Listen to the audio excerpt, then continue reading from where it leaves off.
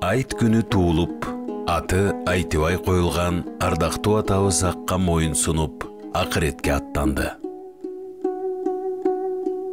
Атабыз кылымдын жашын жашады. Улуу өлкө СССР менен кошо бул жарыкка келип, бул мамлекеттин телчиккенин, өнүккөнүн, кыйраганын көрдү.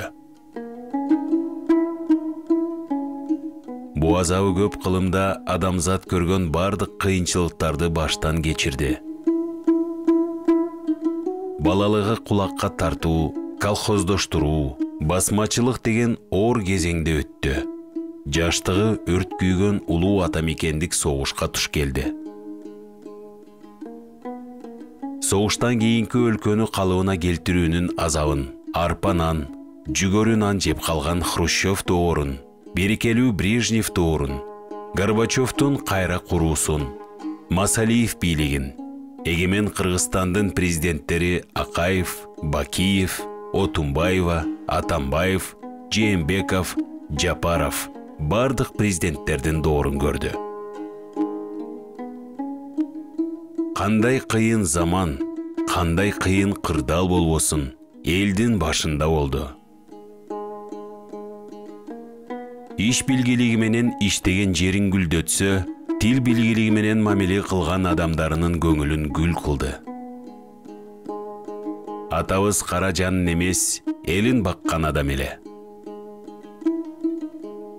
Акыркы тыйынына чейин балдарынын билим алуусу, тарбиясына жумшап, эң мыкты уул кыздарды тарбиялап өстүрдү. Ардактуу атабыздан тарагандар дүпүйгөн калың баксымал өзүнчө айыл болду. Жөн айыл эмес, элге пайдасы тийген, шооласы тийген, кызматы өткөн айыл болду. Балдар кыздарынын ар бири эл баккан, элге иш берген, элдин адамдары болушту. Алла үчүн, эл үчүн мындан өткөн кызмат болбосо керек. Ата, баарыбызга арка бел, акылман кеңешчи, дуа кылар асыл адамыбыз элеңиз.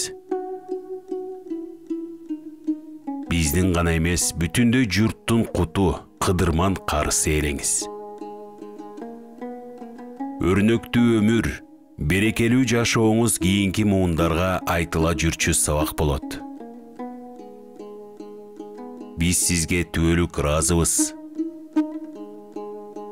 Жаткан жериңиз бейиш бактарынан болсун.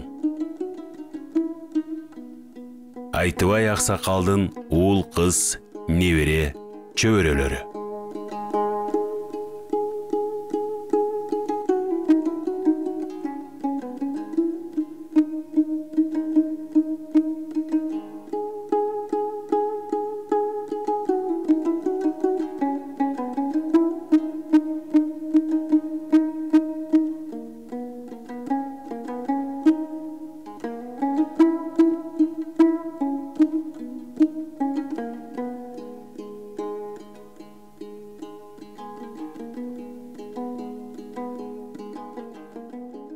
Bardıq ballarıma,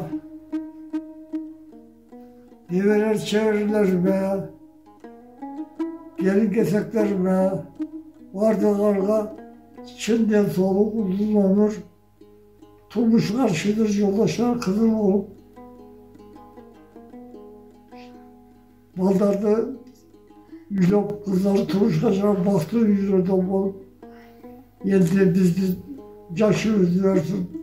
Neler çeviriyorum, baktığını yürüdüm olup, yüzge çıktılar, oldu.